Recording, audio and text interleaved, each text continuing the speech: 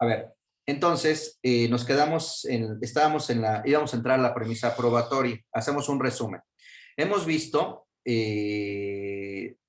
los dos primeros temas, qué debo hacer cuando me llega un caso.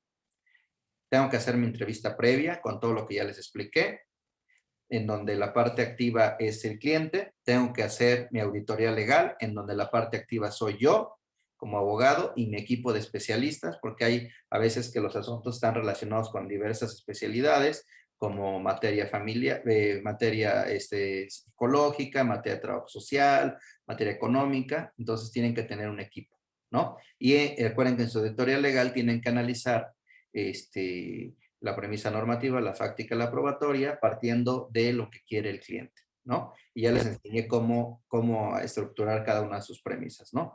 Tienen que hacer la búsqueda de los hechos, de las pruebas y de las normas aplicables. Después tienen que hacer una segunda entrevista en donde ustedes confirman esos hechos y esas pruebas para actualizar la hipótesis normativa de los artículos que van a utilizar para defender su caso. No es en desorden, es los hechos relevantes que se llaman constitutivos de la acción en materia civil, para actualizar su hipótesis normativa y obtener la consecuencia jurídica que ustedes están buscando. Es decir, el dar, hacer, no hacer o tolerar, ¿no? Después, ya que hagan su entrevista, van a empezar a hacer su demanda. En el segundo apartado vimos las premisas normativas, fáctica y probatoria, y les dije que estas premisas, esta forma de ver el proceso, les permite tener un orden, porque la premisa normativa está en la parte del derecho, de las normas aplicables, está en la parte de los alegatos, en la fase de los alegatos, está en el considerando legal de la sentencia, está en la premisa normativa de los recursos, está en los conceptos de violación en el juicio de amparo. Como ven, esta premisa normativa se desdobla en todo el camino. Ahora, es muy importante porque hay, por ejemplo, en materia de amparo, que si es un amparo de estricto derecho, si todo lo que es argumentos que no hagan valer, el juez no va a tomar en cuenta más allá. O sea, principio que dicen que dame los hechos y yo te daré el derecho, pues no es totalmente cierto, porque en amparo, o sea, si ustedes se van con esa idea, en amparo no es totalmente cierto, porque ustedes buscan el amparo de estricto derecho y el amparo que no es de estricto derecho, y se van a dar cuenta que en el amparo de estricto derecho, si ustedes no formulan bien su premisa normativa, el juez no lo va a analizar, ¿no? Entonces, tienen que tomar en cuenta esto, que esta premisa se desdobla a lo largo de todo el proceso. Luego, la premisa fáctica, ya les dije, en la premisa fáctica, los hechos, ¿no? Los hechos, que si son propios, si son de terceros, narrar cronológicamente los hechos en el inicio, el desarrollo y la extinción de la relación que se genere por hechos, por los actos jurídicos o por los hechos jurídicos, ¿no? ¿Por qué? Porque no todos son contratos, no todos son actos jurídicos, ¿no? Y de ahí, ¿se acuerdan que les dije? Pues hay que tomar en cuenta el inicio, el desarrollo y la extinción. Por ejemplo, uno de los apoyos que pueden tener es el libro cuarto de las obligaciones, ¿no? En donde dice que habla de las fuentes de las obligaciones, como el inicio de la relación, fuentes contractuales y extracontractuales, como el desarrollo de la relación, con el cumplimiento, incumplimiento, modalidades, en condiciones y plazos, la extinción o modificación de la relación por medio de convenios, por medio extintivo. ¿Se acuerdan que les dije? Ahí se puede extinguir las relaciones por medios generales u ordinarios y por medios especiales, ¿se acuerdan, no?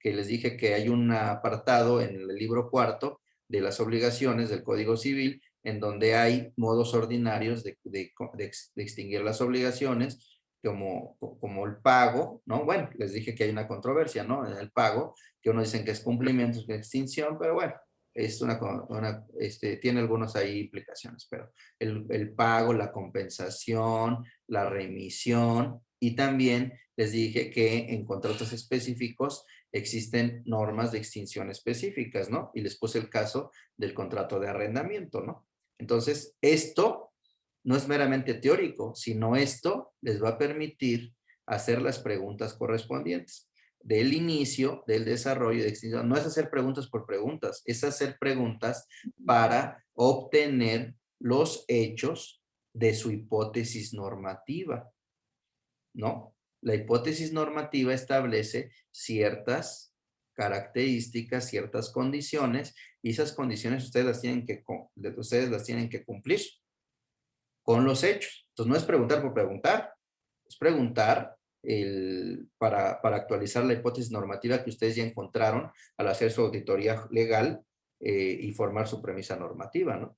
Les ponía el caso que el cliente, bueno, no tiene el cliente del despacho, quiere tener a un menor, y ellos no son los padres, no son familiares, son externos, ¿no? Son ajenos. Entonces, lo que quieren es tener al menor. Entonces, ¿se acuerdan que vimos que la hipótesis normativa era que pudieran obtener ese resultado si acreditaban el interés superior del niño? Y el interés superior, entre otras cosas, es cumplir con las obligaciones de crianza.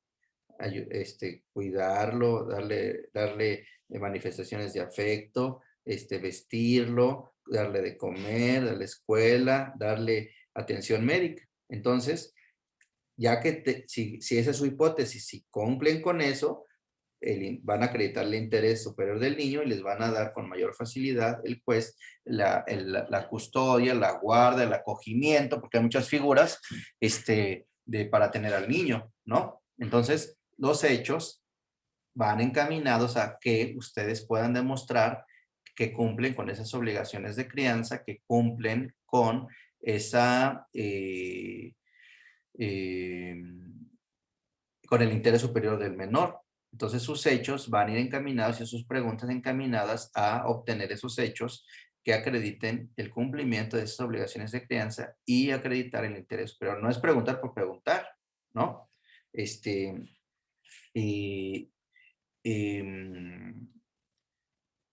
y les hablé del libro en la premisa normativa, del libro de las piezas del derecho.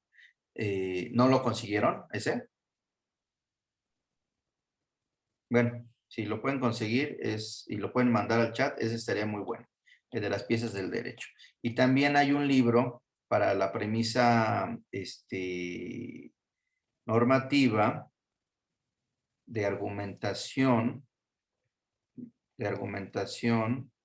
es un libro azul de Atienza,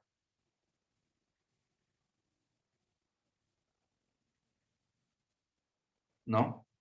Curso de argumentación jurídica de Atienza. Yo lo tengo, yo lo mando. Bueno, quien lo tenga ese estaría muy bien para mandarlo. Ese le va a servir para la premisa normativa. El de las piezas del derecho y el del curso de argumentación jurídica. Luego, les dije de la premisa fáctica, que les recomendé el libro de la prueba de los hechos, ¿no? Que también ya lo mandaron. Si ustedes vieron el índice de ese libro, se van a encontrar, porque obviamente es imposible por el tiempo que tenemos explicar todo, pero se van a auxiliar de ahí y vean el índice. Miren, les voy a explicar el índice de ese libro. Me acuerdo que ya lo habían mandado. Aquí está. Vean el índice. O sea, como les dije, yo no inventé nada. Todo está, solo es organizarlo y buscarlo.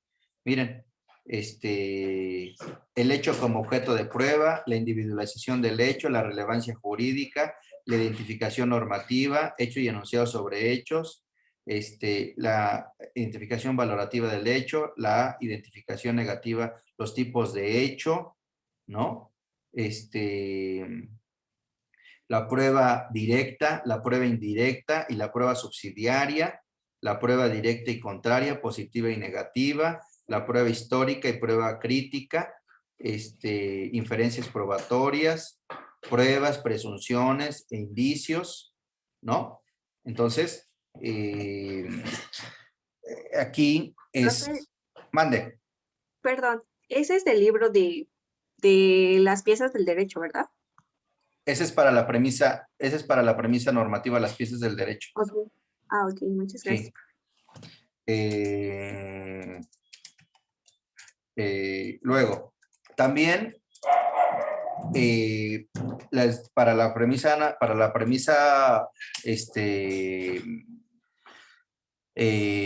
premisa probatoria, les dije que es muy importante que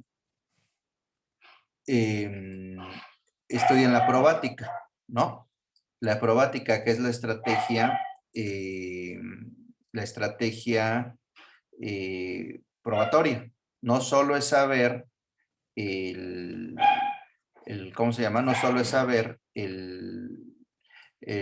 cómo las reglas de la prueba, sino es estrategia, ¿no?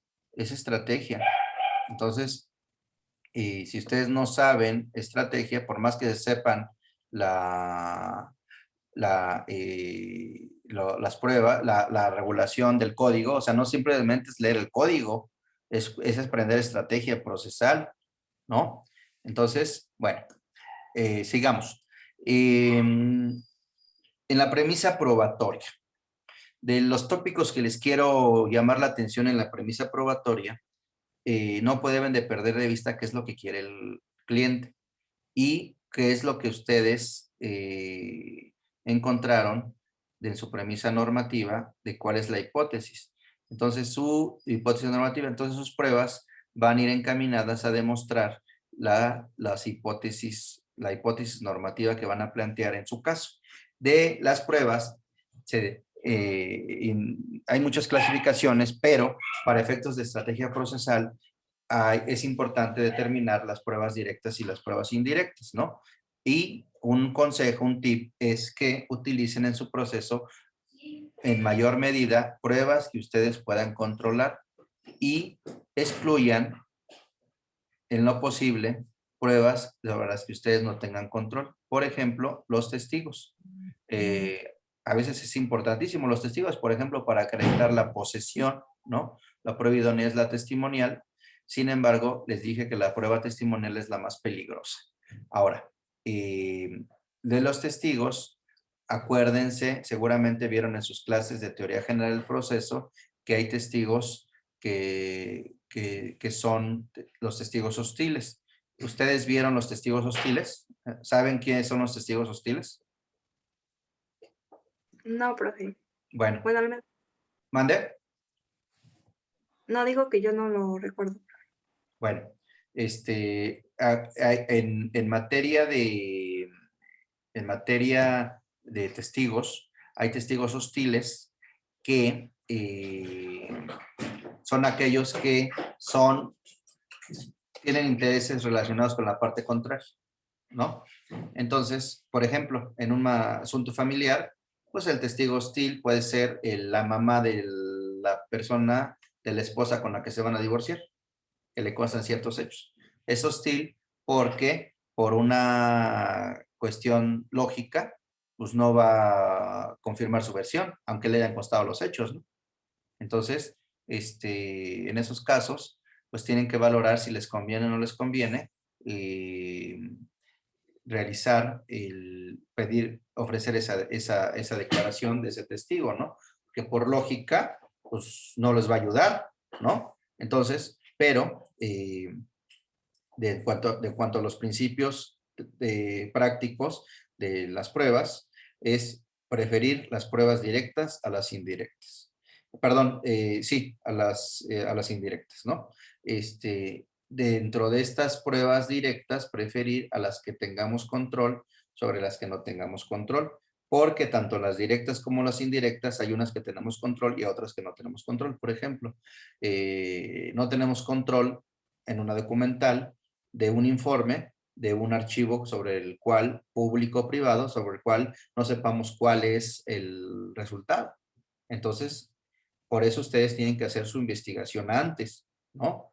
Es muy peligroso ofrecer una prueba sobre la que ustedes no saben qué es lo que van a obtener, porque les puede salir contraproducente.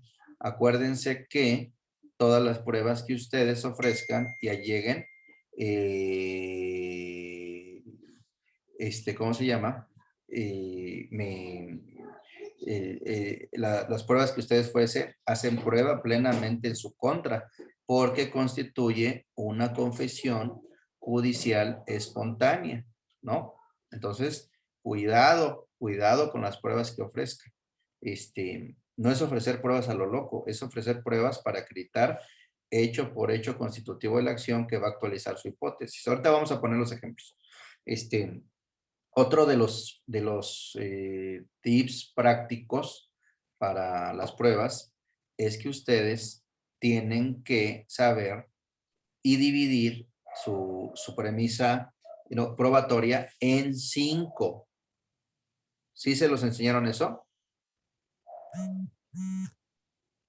No, profe. En cualquier materia, ¿eh? Civil, penal, administrativa, laboral, internacional, la que quieran. La premisa normativa se debe dividir en 5. Ofrecimiento, Ah, sí, profe. admisión, preparación, desahogo y valoración. Y yo le agregaría unas 6. La búsqueda y adquisición de las pruebas. Porque nos enseñan el ofrecimiento, admisión, preparación, desahogo y valoración. Pero no nos enseñan a preparar nuestras pruebas. No nos enseñan a buscar nuestras pruebas. No nos enseñan a organizar nuestras pruebas. Nada más nos dicen que hay pruebas testimonial, confesional, documental, etcétera, etcétera. Pero no les enseñan a cómo obtenerlas, a cómo buscarlas, a cómo organizarlas, a cómo, en estrategia procesal, cómo jugar con la carga de la prueba. Entonces, vamos a ser ordenados. En la premisa normativa, para la premisa probatoria, ustedes tienen que tomar en cuenta 3 cosas. En todas las materias. La carga de la prueba. 1. Para determinar su premisa probatoria, lo primero que tienen que tomar en cuenta es la carga de la prueba. ¿Quién tiene la carga de la prueba? Para demostrar los hechos constitutivos de la acción o hechos constitutivos de las excepciones.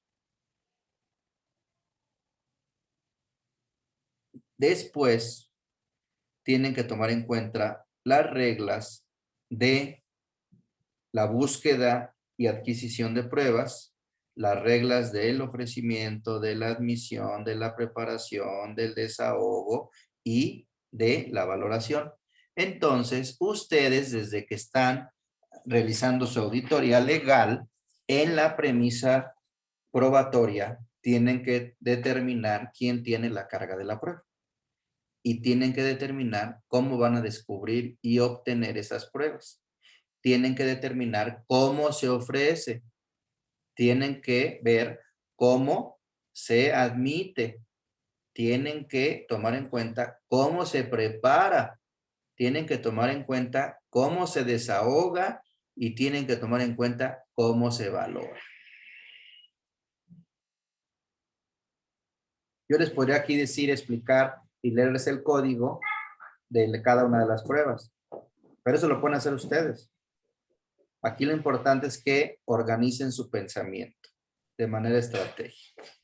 ¿Quién tiene la carga de la prueba? ¿Cómo busco mis pruebas?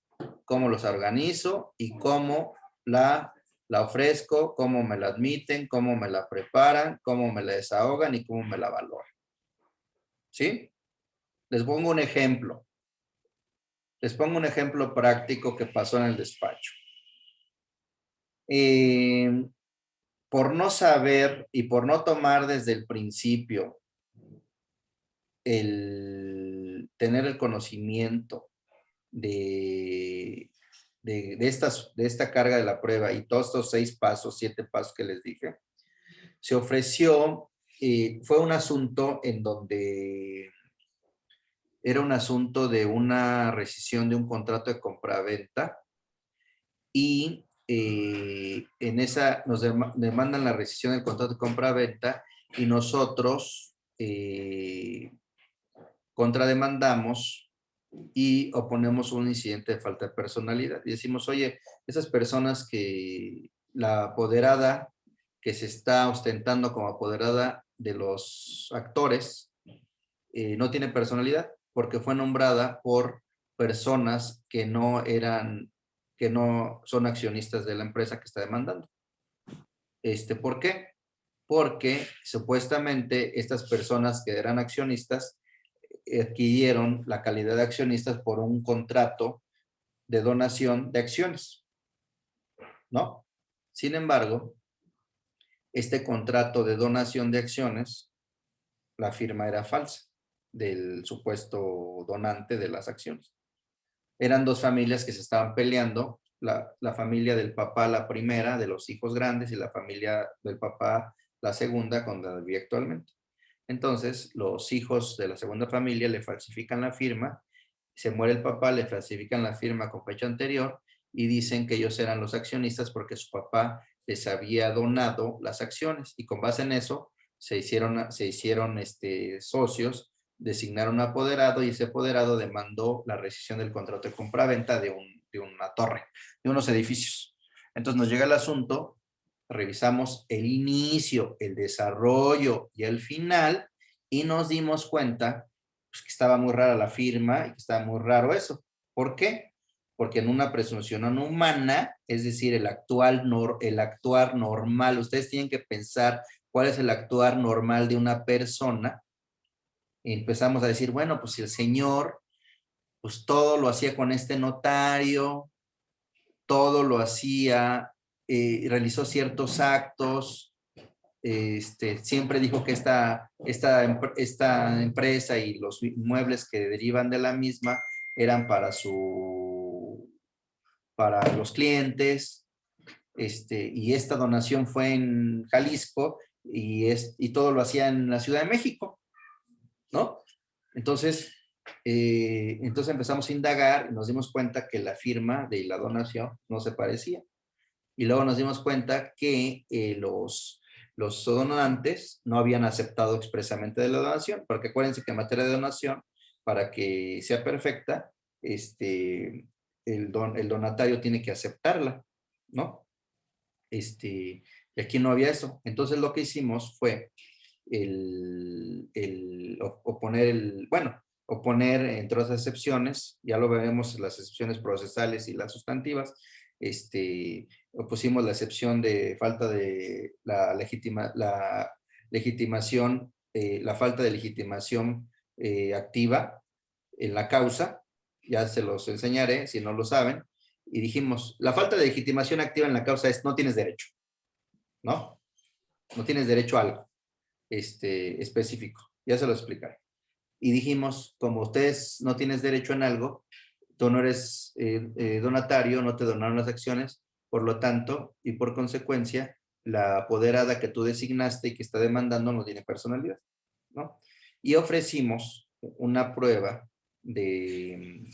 se me olvidó un hecho. Lo que pasa es que la fecha en la supuesta donación, el papá estaba en Estados Unidos y ellos dijeron que estaba en Jalisco. Entonces estaba en un hospital en Estados Unidos y había pruebas para demostrar que estaba en Estados Unidos en un hospital. Entonces, ofrecimos la prueba documental consistente en el expediente, copias del expediente clínico y ofrecimos el desahogo de una testimonial de de los familiares que estuvieron con él en Estados Unidos cuidándolo en el hospital, para poder demostrar que el día de la supuesta donación, el señor no estuvo en México, en donde decían ellos, ¿no? Entonces, ofrecimos la prueba y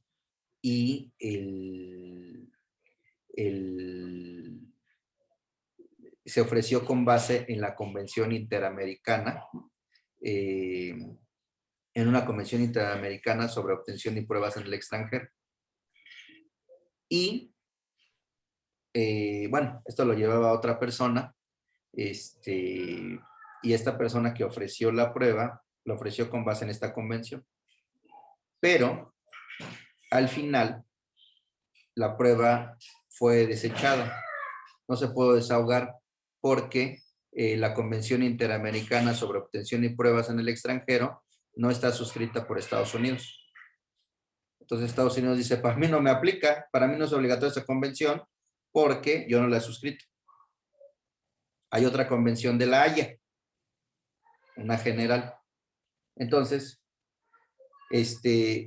como ven, este abogado que ofreció esta prueba, desde el principio no hizo un análisis debido de las reglas para el ofrecimiento, para la admisión, para el desahogo, para la preparación y para el desahogo. Porque si hubiera hecho su análisis desde antes, cómo la busco, cómo la ofrezco, cómo se va a preparar, cómo se va a desahogar y cómo se va a valorar, se hubiera dado cuenta que la Convención Interamericana sobre Obtención de Pruebas en el Extranjero no ha sido firmada por Estados Unidos. Entonces, no iba a jalar. Tenía que haberse dado cuenta que tenía que aplicar la otra, la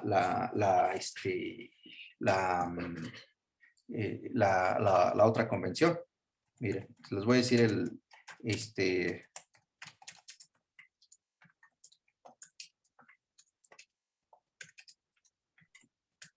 voy a decir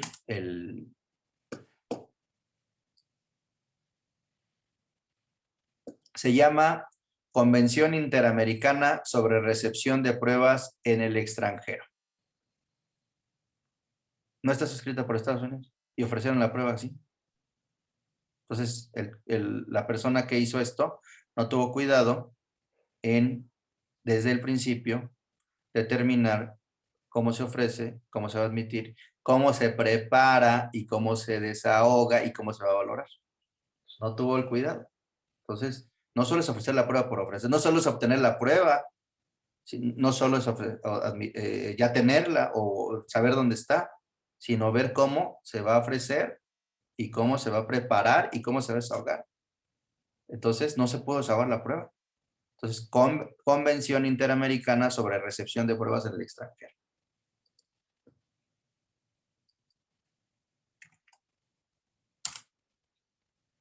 ¿No? Y hay otra convención que se llama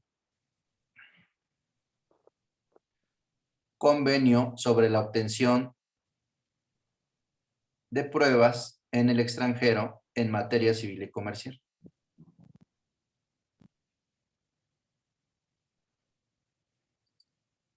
Entonces, si la persona hubiera tenido la precaución desde el principio de estudiar el ofrecimiento, la admisión, la preparación, el desahogo y la valoración, se hubiera dado cuenta que no iba a poder desahogar. Imagínense lo peligroso de haber ofrecido una prueba pidiendo el desahogo como una convención inaplicable, ¿no? Entonces, si hubiera perdido esa prueba, no hubiera podido acreditar que el día de la supuesta donación, el señor, el donante, estuvo en otro lado, ¿no? Entonces, vean la importancia de determinar cuando configuren su premisa probatoria, quién tiene la carga de la prueba, quién tiene cómo la busco, cómo la ofrezco, cómo me la van a admitir, cómo me la voy a preparar, cómo la voy a desahogar y cómo la voy a valorar, ¿no? Entonces, desde el principio, desde que ustedes estén armando su premisa fáctica, tienen que saber los requisitos de ofrecimiento. Tienen que vincularla con los hechos controvertidos, es decir, con los hechos constitutivos de su acción en materia civil, es decir, con los hechos que actualicen su hipótesis. En el caso concreto que les dije es, pues, que acreditar que el interés superior del niño es estar con los clientes. Entonces, sus pruebas van a estar encaminadas a demostrar la existencia del interés superior que está con ustedes o con sus clientes. Es decir, que las pruebas para acreditar que sus clientes protegen al menor, le dan de comer, lo llevan a la escuela, le dan atención médica, etcétera, etcétera, etcétera. No solo es ofrecer pruebas por ofrecer pruebas, ¿no? Al crear esta premisa probatoria, tienen que saber cómo se admite, porque a veces los jueces admiten las pruebas de manera diferente a la que ustedes lo ofrecieron, o preparan las pruebas de manera diferente a como ustedes lo solicitaron, o desahogan las pruebas de manera diferente a lo que ustedes lo ofrecieron. Y acuérdense que esto es una violación a las leyes del procedimiento. Entonces, ustedes tienen que ver en la ley de amparo, o sea, si ustedes no analizan su proceso desde el principio en conjunción con la ley de amparo, van a tener muchos problemas al final, ¿no? Entonces, ¿por qué? Porque cada violación en el proceso actualiza puede actualizar una violación al procedimiento de la cual ustedes tienen que cumplir con el principio de definitividad, ¿no? Si no cumplen con el principio de definitividad, no van a poder plantear, no se va a poder analizar, salvo casos excepcionales, sus argumentos o sus conceptos de violación en el amparo.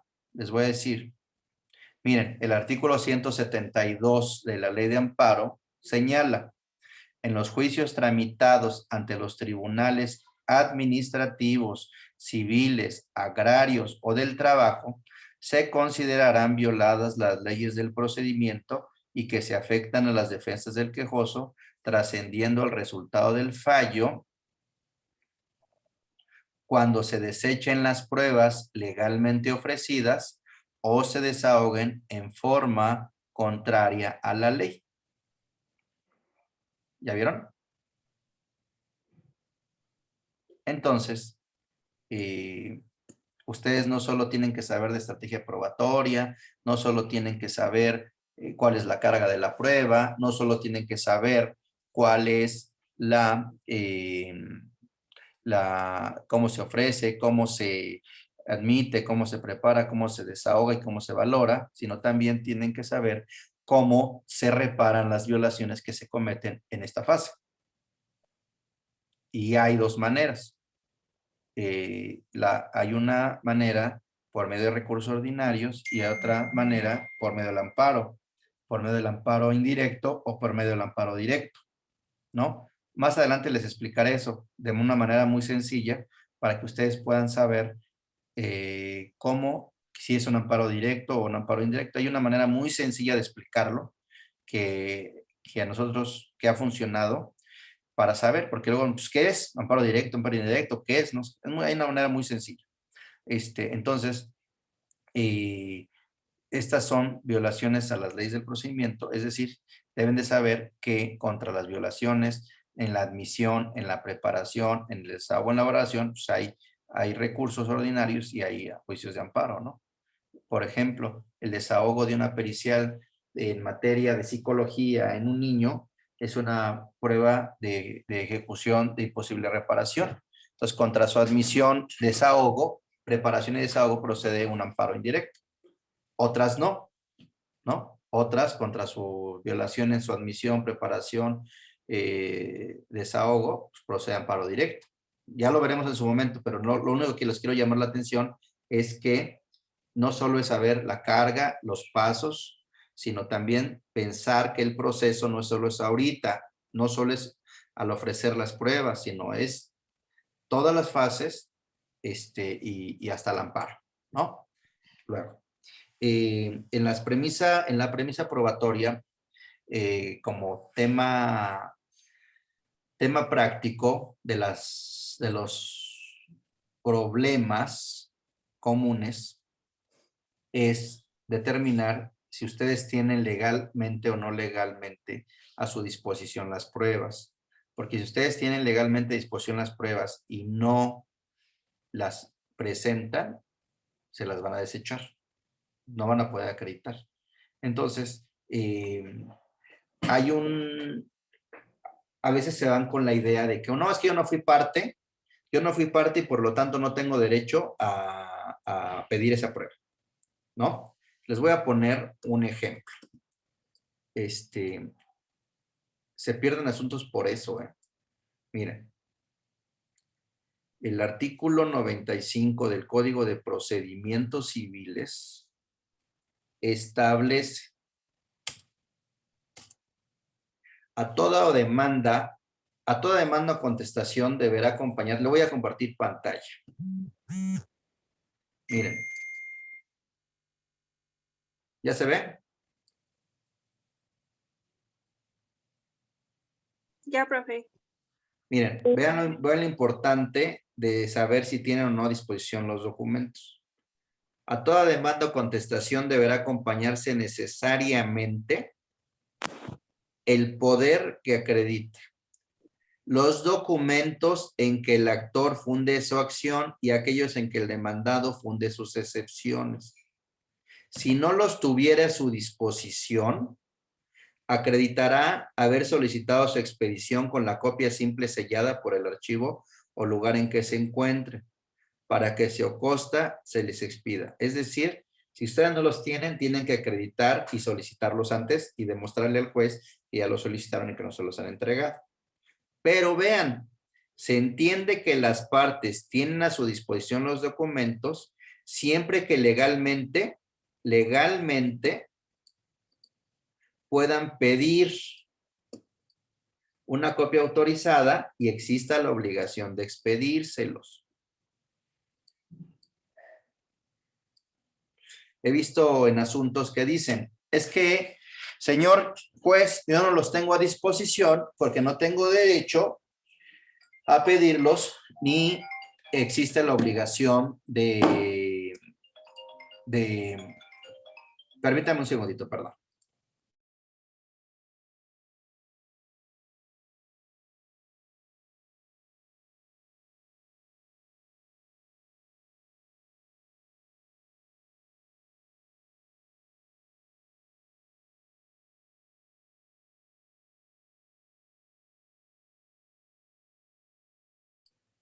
Ya, perdón.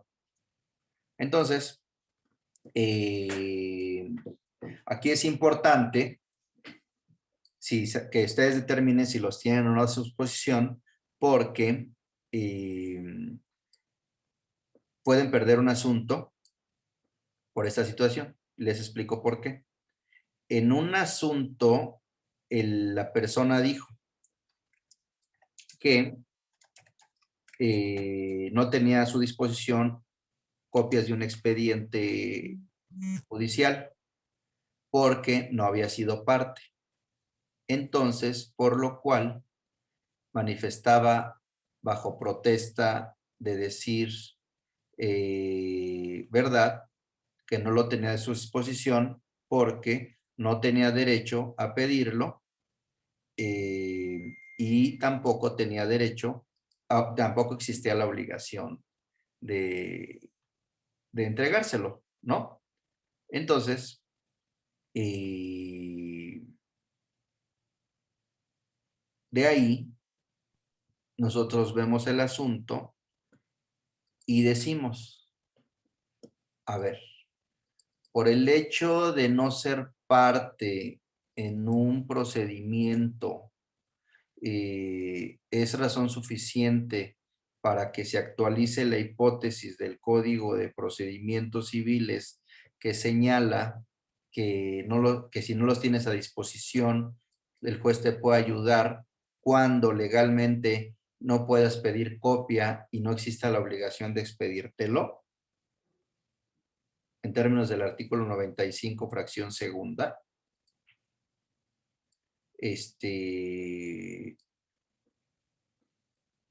Eso es lo peligroso de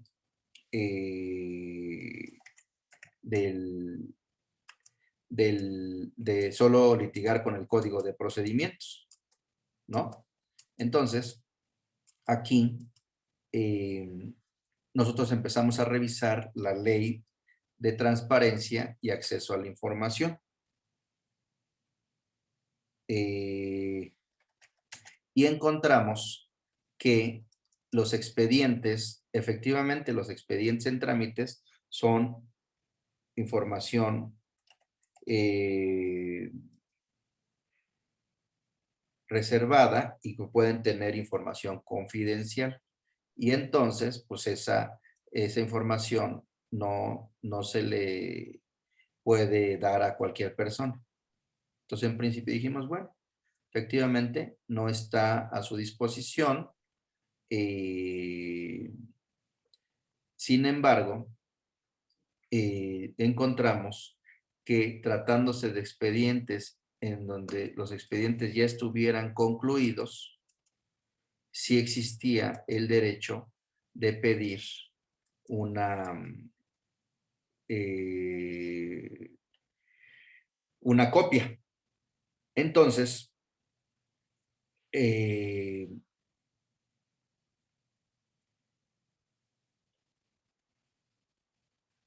nos dimos cuenta que este expediente ya había concluido y que por lo tanto sí tenía derecho. Entonces, al no haber acreditado su carga procesal de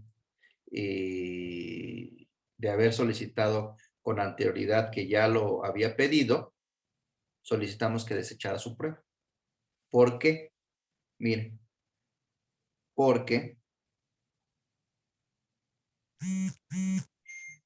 miren, por el siguiente artículo.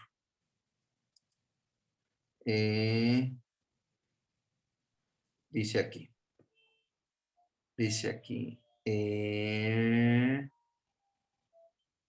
miren, dice aquí, el artículo 290, les voy a compartir pantalla. Por eso ustedes tienen que ver, como les dije, no solo el ofrecimiento, también la admisión.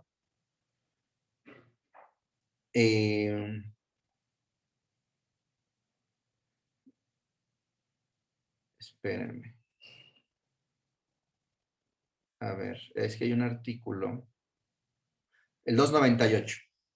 Al día siguiente en que termine el periodo de ofrecimiento de pruebas, el juez dictará resolución en la que determinará las pruebas que se admitan sobre cada hecho, pudiendo limitar el número de testigos. En ningún caso,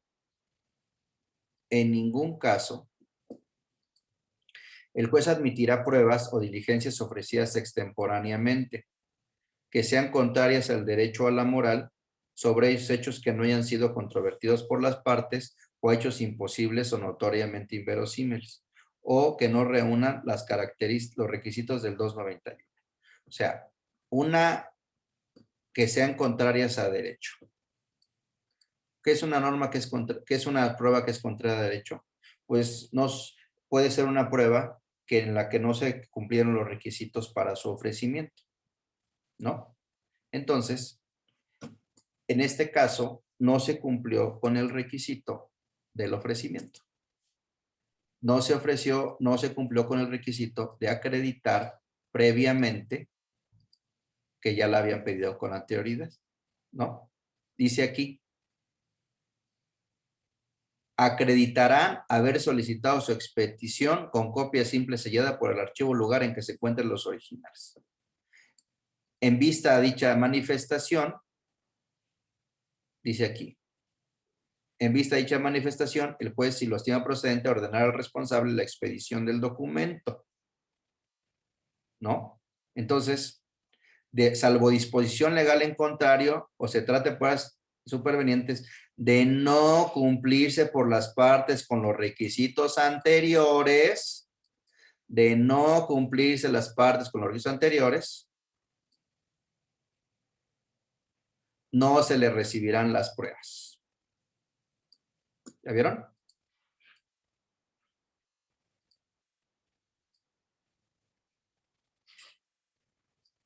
Imagínense lo grave. A veces en el proceso no es que sucedan los hechos, sino es que lo puedan probar. Entonces, si no se le reciben las pruebas, el contrario no va a poder acreditar los hechos constitutivos de sus excepciones. Es decir, los hechos modificativos o imperativos. Entonces, no acreditó porque nosotros le demostramos que sí tenía derecho a pedir y que sí existía la obligación de darle una copia y no la pidió. ¿Por qué? Vean el artículo. Sí se ve la pantalla, ¿verdad? Sí, se ve. Sí, sí, se ve. Vean el artículo 183 de la Ley de Transparencia. Artículo 183. Como información reservada podrá clasificarse aquella cuya publicación, fracción séptima, cuando se trate de expedientes judiciales o de los procedimientos administrativos seguidos en forma de juicio, mientras la sentencia o resolución no haya causado ejecutoria.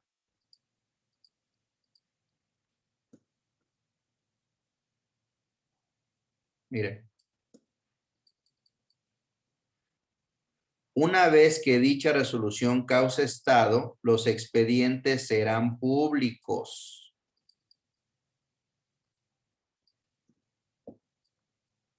Salvo la información reservada o confidencial que pudieran tener. ¿No?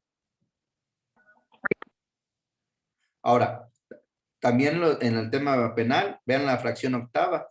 Cuando contengan los expedientes de averiguaciones previas y las carpetas de investigación, si una vez que determinó el ejercicio de la acción penal o el no ejercicio de la acción penal, serán susceptibles de acceso a través de versiones públicas. Miren.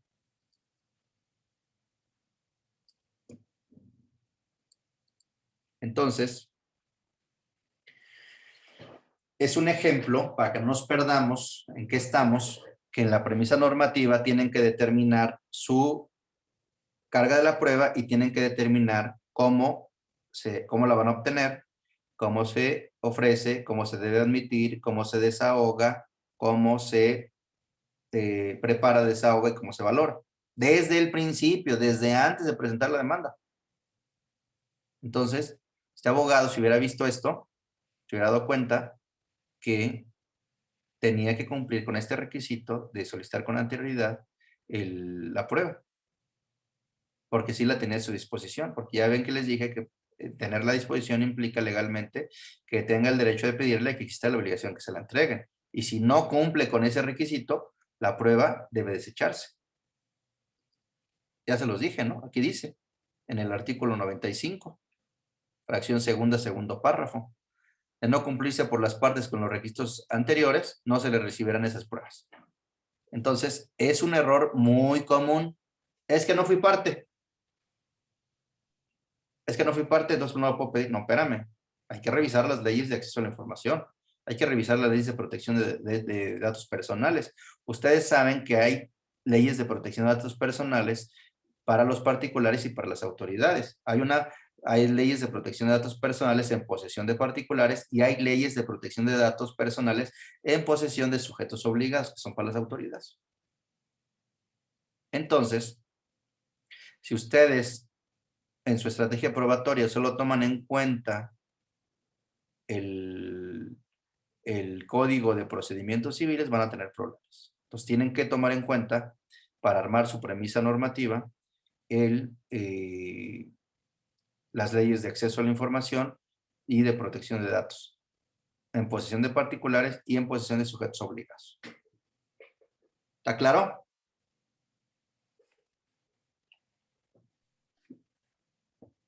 Perfecto. ¿Sí? ¿No hay problema? Gracias. Bueno, ustedes ya no van a cometer esos errores. Luego, dentro de la premisa probatoria, en la carga de la prueba, vamos a regresarnos para ser ordenados. En la carga de la prueba, existe la regla general, mande. ¿Qué pasó? Disculpe, ¿qué artículo estábamos leyendo? ¿Artículo de qué? Bueno, lo que nos estaba presentando, perdón. Bueno, el artículo sobre la disponibilidad de las pruebas es el artículo 95, fracción segunda del Código de Procedimientos Civiles. Y el tema del acceso a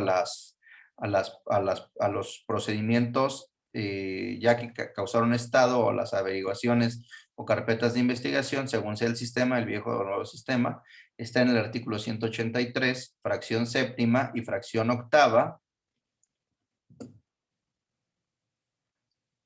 de la Ley de Transparencia, Acceso a la Información Pública y Rendición de Cuentas de la Ciudad de México.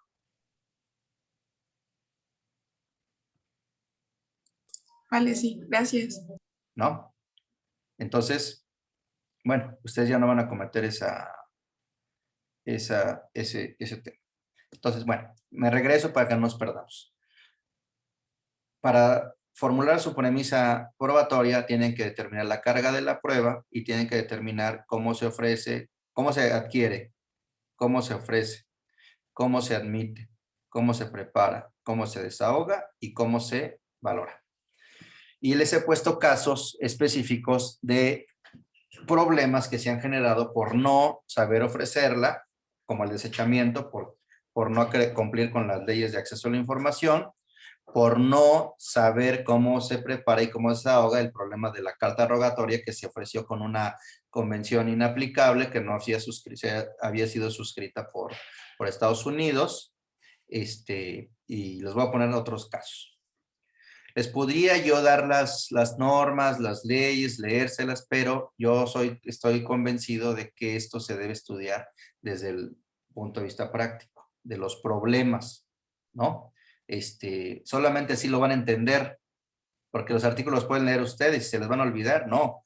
Es más difícil que se les olvide el caso de la carta rogatoria que se utilizó no firmada por Estados Unidos, y es más difícil que se les olvide el tema del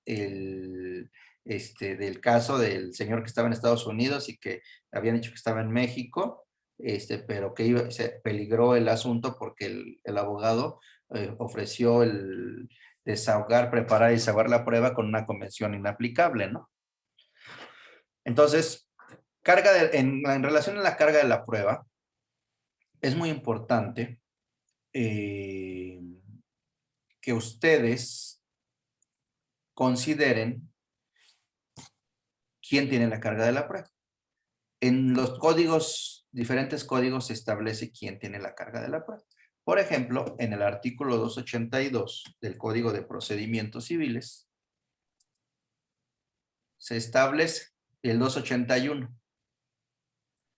Les voy a compartir pantalla. Y al final, maestro, ¿y al final cómo quedó eso? ¿Se salvó mediante un amparo? Sí, ¿O... sí. Solicitamos que se desahogara con base en la Convención de la Haya, la general, la que les dije. Y efectivamente, lo que dijimos es que se valoró de una manera ilegal, que al final, aunque el cliente dijera que se tenía que desahogar con una convención interamericana, pues el juez tenía la obligación de saber el derecho y ordenar que se desahogara con la convención general, ¿no? Y al final el amparo se obtuvo y por una violación intraprocesal, y se ordenó el desahogo con la otra convención, ¿no?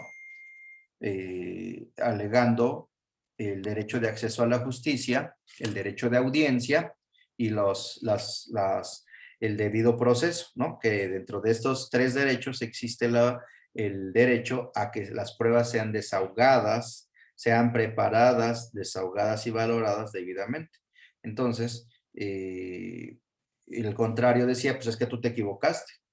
No, espérame, sí, yo me equivoqué, pero el juez es el rector del proceso y el juez tenía que haber ordenado el debido desahogo de la prueba, ¿no?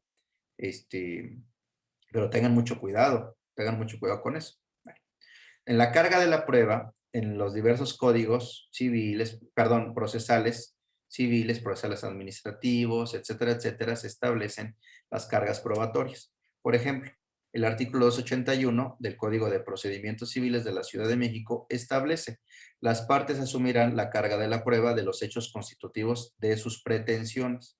Entonces, hay hechos constitutivos de la acción y hay hechos constitutivos de la excepción. Los hechos constitutivos de la acción son los hechos que van a actualizar su hipótesis normativa. En el caso que estamos viendo, la hipótesis normativa es que si yo o el cliente acredita que es acorde al interés superior que el niño se quede con ellos, es más probable que les conceda a ellos el que el niño esté con ellos, ¿no? Entonces, ¿cuáles serían los hechos constitutivos de la acción? Voy a acreditar que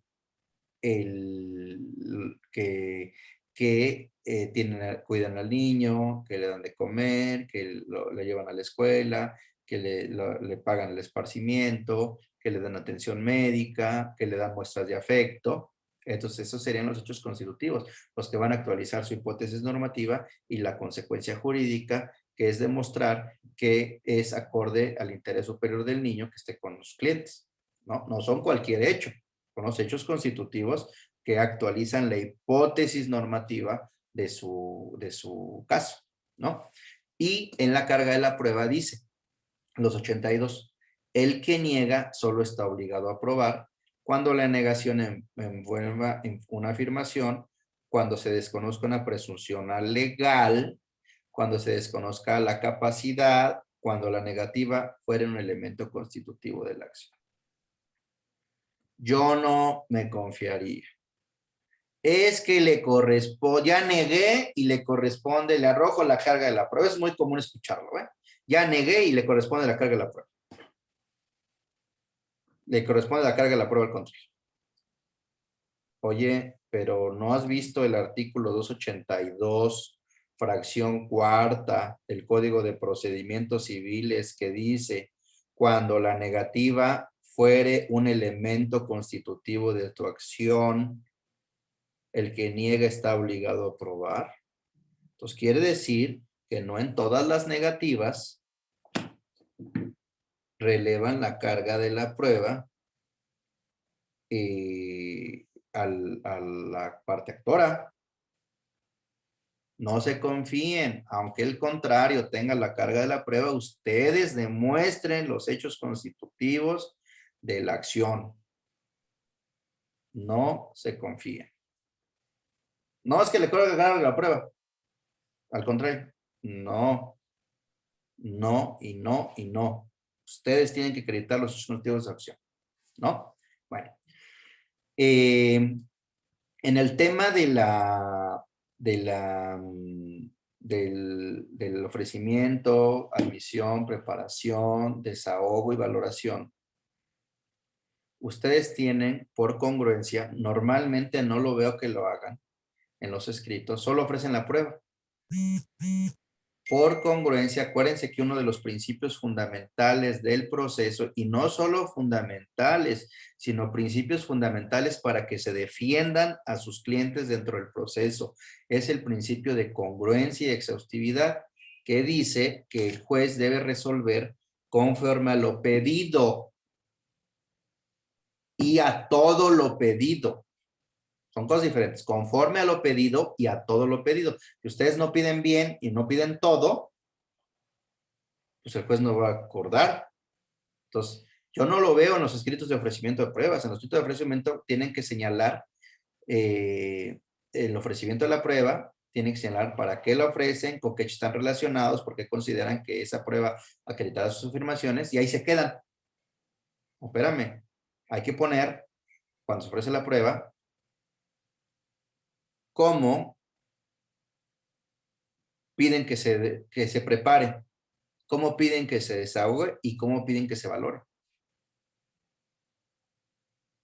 Eso no lo veo en los escritos de pruebas, ¿eh? En 20 años lo he visto una vez, 2 veces, creo. Por congruencia, si ustedes lo piden, el juez tendría que pronunciarse. Y si el juez admite, prepara y desahoga de una manera distinta, ustedes van a tener la posibilidad de enmendarlo en el juicio de amparo, ¿no? Con base en el artículo 172, fracción tercera de la ley de amparo, que señala: en los juicios tramitados ante los tribunales administrativos, civiles, agrarios o del trabajo, se consideran violadas las leyes del procedimiento y que se afectan las defensas del caso, del quejoso, trascendiendo el resultado del fallo, fracción tercera, cuando se desechen pruebas legalmente ofrecidas o se desahoguen en forma contraria a la ley.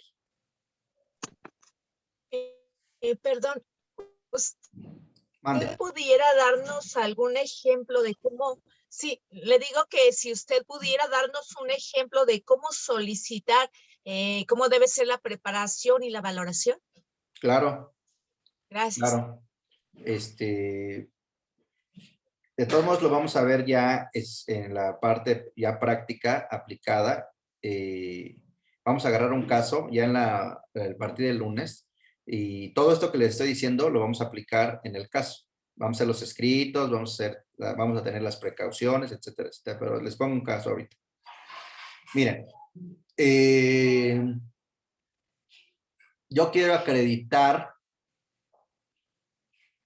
el pago de un contrato, el pago de la renta en un contrato de arrendamiento.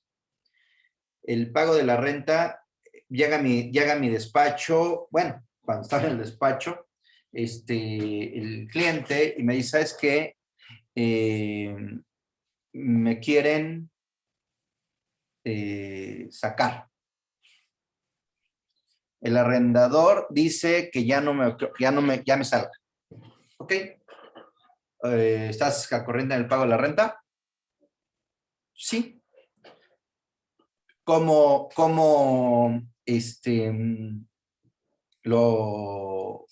lo acreditas?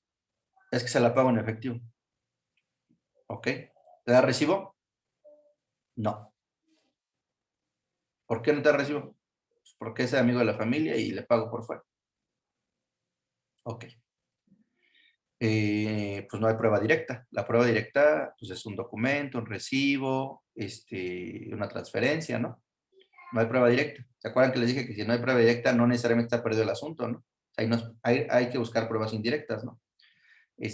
Bueno, ¿tienes algún correo, algún WhatsApp.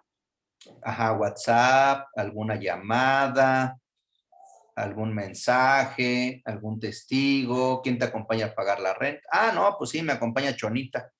Y sí, cada que le pago, le mando un correo y él me agradece por el pago de la renta. Ah, ok. Entonces, ustedes ya saben que el hecho constitutivo y relevante de su acción, pues es el pago, ¿no? De la renta. Entonces, ya en la premisa, ya determinaron su hecho, su premisa fáctica, es acreditar el pago. 2, ahora se van a la premisa probatoria. ¿Cómo acredito ese pago? Bueno, lo acredito con pruebas directas o con pruebas indirectas. No tengo directas, entonces me voy a las indirectas. Entonces, ¿cómo lo ofrezco? ¿Cómo lo prepara? ¿Cómo lo admite? ¿Cómo se prepara? ¿Cómo se hace? ¿Cómo se valora? ¿Cómo se ofrece? Bueno, ofrezco esta prueba, la prueba, por ejemplo, del testigos, la testimonial, ofrezco la confesional. En algunos procesos nuevos que son los orales, no hay confesionales, se llaman declaración de parte. Ofrezco una prueba de inspección en el teléfono, mi teléfono y en el teléfono, bueno, en el teléfono del cliente y en el teléfono del contrario. Y hay un artículo que señala que señala que si se opone a la inspección, se deben tener por ciertos las afirmaciones del contrario, ¿no? Se tienen que tener por ciertas las afirmaciones del contrario. Ese es importantísimo, ¿eh? Es el artículo 287 del Código de Procedimientos Civiles. Vean lo que dice. Cuando una de las personas se oponga a la inspección o reconocimiento o no conteste las preguntas, el juez debe tener por ciertas las afirmaciones de su contrario. Lo mismo hará si una de las partes no exhibe la inspección del tribunal, la cosa o documento que tiene en su poder. Entonces, decimos, bueno, ofrecemos la inspección en el WhatsApp del arrendador, ofrecemos la testimonial de las personas que lo acompañaron y ofrecemos la presunción humana consistente y legal de que si no me dan los recibos se presume que pago, ¿no? Ustedes recuerdan que en el Código Civil se establece en el capítulo de arrendamiento. Ustedes recuerden, o no sé si lo vieron en su clase de contratos, que en el capítulo de arrendamiento hay una presunción juris tantum, que si no les dan los recibos, se presume que lo han pagado. Es una cosa muy lógica, porque recuerden, esto es sentido común, ¿quién va a permitir a una persona estar en su casa sin que le paguen? ¿Están de acuerdo? Entonces, van a ofrecer la presuncional legal que deriva de la no entrega de los recibos, ¿no? Entonces, aquí, ya que tienen esto, la ofrecen y van a decir, ofrezco la prueba testimonial a cargo de Juan y Pedro para acreditar. Acuérdense que les dije en los hechos. ¿A quién le imputan los hechos? ¿A quién le deben imputar los hechos? ¿Qué les dije a quién le deben de imputar los hechos?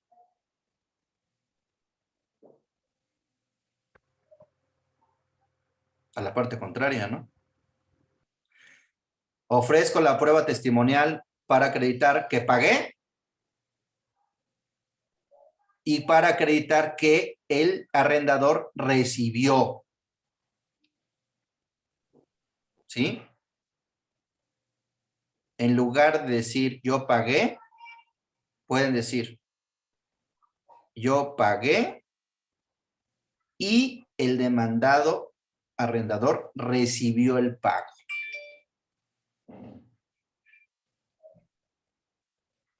La ofrecen para acreditar que yo pagué y que el arrendador recibió el pago, ¿no? Y después que ya dicen eso, esta prueba se relaciona con el hecho tal de la prueba en relación a acreditar que yo pagué y que el demandado recibió el pago. Considero que esta prueba acreditará las afirmaciones, mis afirmaciones, en virtud de que a la persona le constan los hechos. Acuérdense que los testigos son aquellas que vieron, que escucharon, que tocaron, que percibieron por medio de sus sentidos. Considero que esta prueba acredita las afirmaciones, mis afirmaciones, porque esta persona vio y escuchó cuando yo le pagué y cuando el otro recibió. Tiene que ser las dos, lo que yo hice y lo que el otro hizo, ¿no? Y luego, para el desahogo de esta prueba, juez, te pido que cites en dicho domicilio a estos testigos. ¿Sí? Y te pido que al momento de valorarla, le concedas valor probatorio, porque el testigo le consta el tiempo, el modo, el lugar del pago de la renta. Es decir, que se lo pagué en la casa del arrendador, que se lo pagaba los días 5 de cada mes y que se lo pagaba en efectivo. Porque acuérdense que hay una jurisprudencia que dice que si el testigo no declara el tiempo, modo y lugar, búsquenla y mándenlo al chat. Si no declara el tiempo, modo y lugar, la prueba testimonial carece de todo valor probatorio. Eso lo veremos más adelante. ¿Cómo hacer el interrogatorio? A veces los interrogatorios los hacen mal. No traen el tiempo, modo y lugar. Si no trae tiempo, modo y lugar y el testigo no declara tiempo, modo y lugar, pues, no va a tener valor probatorio. Le pregunten lo que le pregunten. O preguntan todo de manera desordenada. Tienen que preguntar tiempo, modo y lugar. ¿No? Bueno. Entonces, y así le dicen. Te pido que lo cites en tal domicilio. Te pido que lo valores porque si dice tiempo y modo y lugar, le des valor probatorio y la valores en relación a todas las demás, ¿no? Y así cualquier prueba. Por ejemplo, una solicitud de un informe bancario. Te pido que lo hagas, gires el oficio al banco con base en los formatos, el formato tal, publicado en el Diario Oficial de la Federación, que se establece para hacerle las peticiones a la Comisión Bancaria, ¿no? Y le ponen el artículo y le ponen el formato. O sea, le tienen que decir cómo, le tienen que facilitar las cosas. Si no lo hacen como quieren, ¿eh? Entonces,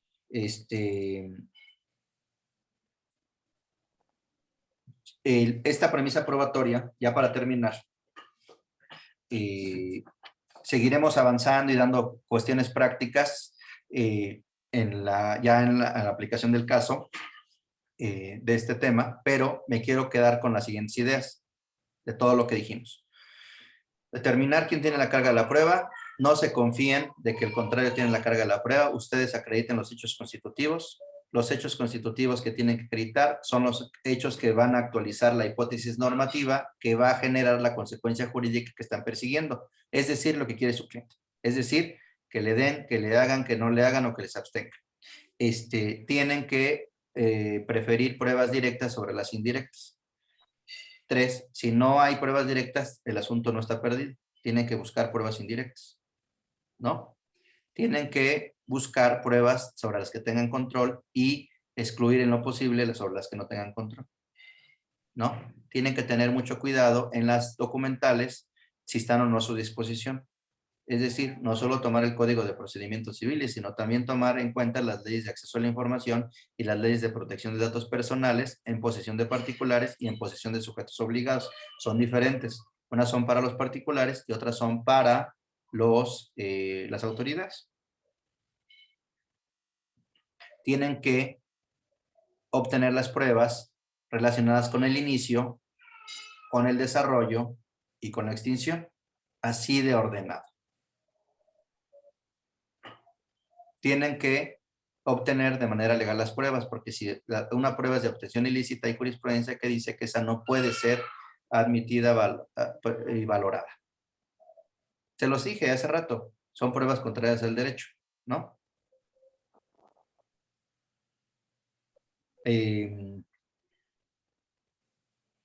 Ya en la fase práctica les daré tips de pruebas por pruebas, ¿no? Y también tienen que tomar en cuenta, desde que están armando su premisa probatoria, que tienen que tomar en cuenta cómo se ofrece, cómo se admite, cómo se prepara, cómo se desahoga y cómo se valora. En la valoración tienen que tomar en cuenta en todas las materias, solo hay 3.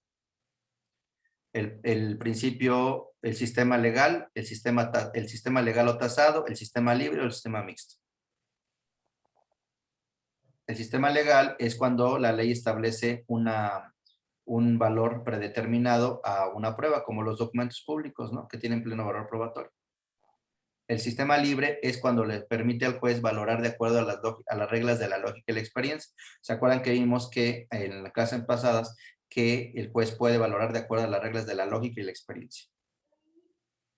Y el sistema mixto es cuando hay una parte tasada y una parte libre, como el de nosotros. Ya para terminar, me he hecho 5 minutos más. ¿Tienen 5 minutos más? Sí. Bueno, rápido.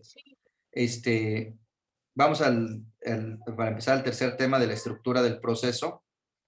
Les dije que hay una relación jurídica sustancial y una relación jurídica procesal, y para ordenar su estudio, al estudiar la relación jurídica sustancial, tienen que estudiar los sujetos, el objeto y la relación jurídica. ¿Quiénes son los sujetos? Se tienen que preguntar, ¿quiénes son los sujetos de mi relación jurídica sustancial? ¿Quiénes son? El padre, el hijo, el arrendador, el arrendatario, el comprador, el vendedor, etcétera, etcétera. ¿Quiénes son? ¿Cuál es el objeto? Crear, modificar, transmitir o extinguir derechos y obligaciones. De dar, de hacer, de no hacer y de tolerar. Eso está en el capítulo de las obligaciones. ¿Cuál es la relación jurídica? El inicio, el desarrollo y la extinción. Y puede haber dos tipos de relaciones jurídicas. Dos tipos de relaciones. Las que derivan de actos jurídicos y las que derivan de hechos. Es decir, contractuales o que derivan de actos jurídicos, y las extracontractuales que derivan de hechos ilícitos. ¿No? Así deben de organizar su estudio. Y todos tienen un inicio, un desarrollo y una extinción. Luego, en la premisa procesal también hay sujetos, objeto y relación jurídica. ¿Quiénes son los sujetos? Los sujetos tienen que hacer un análisis de los sujetos. Las partes y los terceros, ¿no? Las partes, el actor, el demandado, el tercero interesado. Dentro de esto, en los sujetos que intervienen en el proceso, ¿conocen la figura de la amicus curiae? ¿La conocen? No. Amigo de la corte, ¿no? Ajá, al amigo de la corte. Pero ese no está en Estados Unidos, ¿no? Me parece. También aquí en México. Ah, ok. Busquen eso y mándenlo al chat. Sí. Es muy poco explorada esa figura, ¿eh? Pero existe en México. Y es muy importante. Es muy importante para su estrategia procesal. Es muy poco conocida. Bueno, en los sujetos tienen que determinar el actor, el demandado, los peritos. Tienen que determinar el Ministerio Público, el juez. En relación con el juez, tienen que estudiar la competencia objetiva y la competencia subjetiva, es decir, la competencia y las facultades de materia, territorio, turno de prevención, y la subjetiva de los impedimentos. Casi nadie se pone a estudiar los impedimentos de los jueces y magistrados y de las autoridades. Lo vamos a ver con calma, pero solo les estoy enunciando. Y en relación con el objeto, en materia procesal civil, de acuerdo con el artículo 1 del Código de Procedimientos Civiles, el objeto es obtener una resolución que declare, que constituya o que condene. ¿Qué? Pues un dar, un hacer, un no hacer o un tolerar. ¿Ven cómo se relaciona todo? Y la relación jurídica procesal también tiene un inicio, un desarrollo y una extinción, y desde que antes que ustedes empiecen su litigio, tienen que saber cómo se inicia, cómo se desarrolla y cómo se extingue. Si ustedes no tienen en cuenta estos dos temas, claro, su relación jurídica sustancial y su relación jurídica procesal desde el principio, con los sujetos, el objeto y la relación jurídica, van a tener problemas.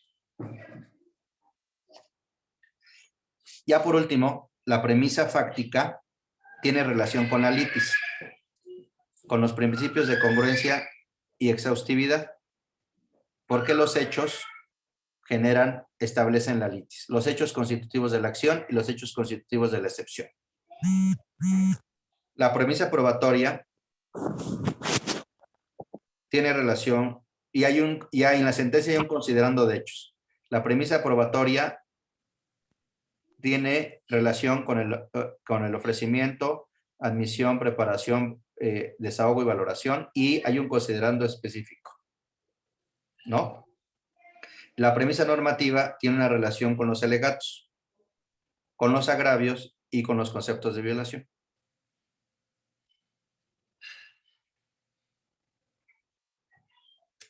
Eso lo vamos a ver y desarrollar la próxima clase, el día de mañana. Mañana vamos a ver las piezas del juego, que son los sujetos, el objeto y la relación jurídica de las dos, de la sustancial y la procesal.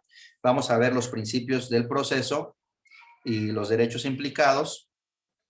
Y terminamos para empezar el lunes. Ya les voy a dejar el caso práctico y les voy a dar unos ejemplos descritos. Recuérdenme mañana para empezar el lunes con la estrategia procesal ofensiva. ¿Hay alguna duda hasta ahorita? No, profe. ¿Mañana va a haber clase, profe? Por favor. Sí. Mañana vamos a ver eso. Las piezas del juego, es decir, los sujetos, objeto y relación jurídica de las dos relaciones, de la sustancial y la procesal, los principios generales del proceso, los derechos implicados, y para estar ya listos para el lunes, empezar ya la parte práctica del curso con los escritos, que es la estrategia procesal ofensiva y la estrategia procesal defensiva, ¿no? Ok, profe. ¿Dudas, Gracias. comentarios? ¿Está claro? ¿Está confuso? Profesor, Mande. No, ¿cree está que muy haya bien. posibilidad que nos pudieran dar en el chat la clase número 1 y 2? Yo creo que la 1 viene incompleta. Sí, desafortunadamente la 1 no la grabamos completa. Ah, ok. Sí, la Profesor, 2. yo mañana, porque Mande. Yo la tengo, profe. yo mañana trabajo, entonces no voy a poder estar en la clase. No hay problema, ¿verdad? No, Ok. porque no, porque las estamos grabando. Bueno, gracias. Profe, La hay estamos grabando. La 2 la estamos editando porque venían algunos datos ahí, la estamos editando, la vamos a subir. La 3 ya la subimos, está en el canal de YouTube de Vázquez Millán Abogados, y de todos se las voy a mandar el link al chat, y la de hoy también la vamos a subir al chat del grupo y al canal de YouTube de Vázquez Millán Abogados. Disculpe, ¿alguien me podría agregar al chat de WhatsApp? Es que no estoy... Háganla, ¿no? ¿O me pueden mandar el enlace? No sé. Agréguenla, por favor. Yo tengo una duda sobre las pruebas en materia laboral. Sí. Como estábamos aquí hablando de la premisa probatoria, en materia laboral se supone que la relación laboral se presume, ¿no? Claro. Entonces, en este caso, la carga probatoria está sobre el patrón, ¿no? En este caso. Si, por ejemplo, al trabajador no tuvo oportunidad de sacar ningún documento, no le permitieron al momento de la remoción en caso de ser servidor público, o en el caso de la rescisión del contrato, en el caso de ser un particular, de alguno de los documentos donde vienen, por ejemplo, recibos de pago o algunas cuestiones así, ¿se pueden mandar certificar ante notario todo lo que tengan copias? O pues en realidad la carga de la prueba sería por parte del patrón, ¿no? O Sí. aquí, Sí, pero aunque tenga la carga de la prueba el patrón, recuerden que el tip, la recomendación no es atenerse a eso, porque se pueden, si no hay pruebas directas sobre indirectas, pero hay que tener mucho cuidado en la confección de la premisa probatoria con no violar la responsabilidad y la obligación de reserva y confidencialidad de la información, porque bueno, primero pueden cometer un delito y segundo, de revelación de secretos, y segundo, pueden generar una prueba de obtención ilícita que puede ser nula en el proceso. Entonces hay que obtener pruebas indirectas. Por ejemplo, de una relación laboral. Pruebas indirectas pueden ser los contactos que testigos de clientes con los que el trabajador tuvo contacto con motivo de la relación laboral. Pueden tener correos electrónicos que se mandaron al patrón y a las diferentes personas de la empresa, porque difícilmente van a tener testigos internos, porque pues van a perder su chamba si declaran contra el patrón. Pueden tener, por ejemplo, documentos en donde hayan sido autorizados para hacer trámites en relación con el patrón. Pueden tener los chats, pueden tener las cámaras, pueden decirle, exhíbeme las grabaciones y si no, que se tengan por ciertas mis afirmaciones. Pueden tener testigos de ustedes que los acompañaban a la entrada y lo recogían del trabajo. Pueden tener todo ese tipo de pruebas indirectas. Es muy difícil en materia laboral porque pues, a veces lo sacan y no les dejan sacar nada. Se quedan con las computadoras, se quedan con los documentos, se quedan con todo, ¿no? Pero hay pruebas indirectas, ¿no? Solo tengan cuidado que no vayan a violar el deber de secrecía y que se pueda generar una prueba ilícita, ¿no? Por ejemplo, si se tiene una copia simple de la remoción en el caso de un servidor público, ¿se puede mandar certificar y obtiene mejor valor probatorio? No. ¿O es lo mismo que se entreguen copias simples? No, porque acuérdense que la ley de notariado dice que el notario tiene prohibido certificar documentos que le corresponden certificar a otros servidores públicos. Es nulo. Vean la ley del notariado. ¿Que le correspondería a qué servidor público? ¿Por el simple hecho de ser la fe de ser servidor público? Claro, lo que pasa es que en los reglamentos administrativos de las dependencias se establece que el servidor público tiene facultades para certificar. Entonces, vean la ley del notariado y el notario tiene prohibido certificar documentos que le correspondan a un servidor público. Por ejemplo, sacar copias certificadas notariadas de un expediente judicial. Eso no tiene valor, porque la ley de notariado dice que el notario tiene prohibido certificar documentos que le corresponden a un servidor público. En el caso de los expedientes judiciales, le corresponde certificar al secretario de acuerdos. Ahora bien, otra duda, en materia administrativa, por ejemplo, si se presenta una queja ante el órgano interno de control de una dependencia pública y se presentan como pruebas, Sí. pues hay muchas copias simples, ¿no? Donde hay correos, actos que realizó el servidor público que está realizando la queja. Se tienen que presentar entonces en copia simple porque no sirve de nada que los mandemos certificar ante notario. Sí. Se puede hacer con notario para darle fecha cierta, pero si el contrario lo puede impugnar diciendo que eso le corresponde certificarlo a otra persona, ¿no?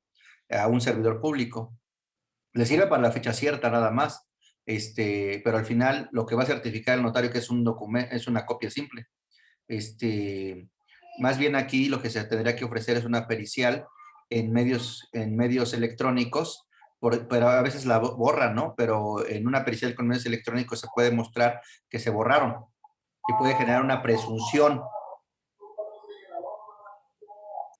Se puede generar. Ahora, otro instrumento muy poderoso son el acceso a la información, la solicitud de acceso a la información.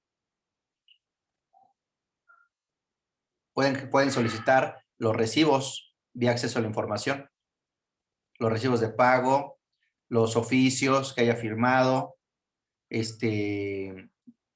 los cursos que ha tomado, su inscripción en el seguro. Hay seguros, bueno, sociales o seguros sociales, pero del gobierno. Se puede certificar los transferencias, de dónde vienen las transferencias a sus cuentas del gobierno, ¿no? Hay muchas pruebas indirectas que se pueden buscar. Muchas gracias. Bueno, entonces nos vemos mañana a las 7:30, por favor. 7:30, profesor. ¿Ande? 7:30. Por favor. Ok. Gracias. Gracias, profesor. Nos vemos. Gracias, hasta mañana. Gracias.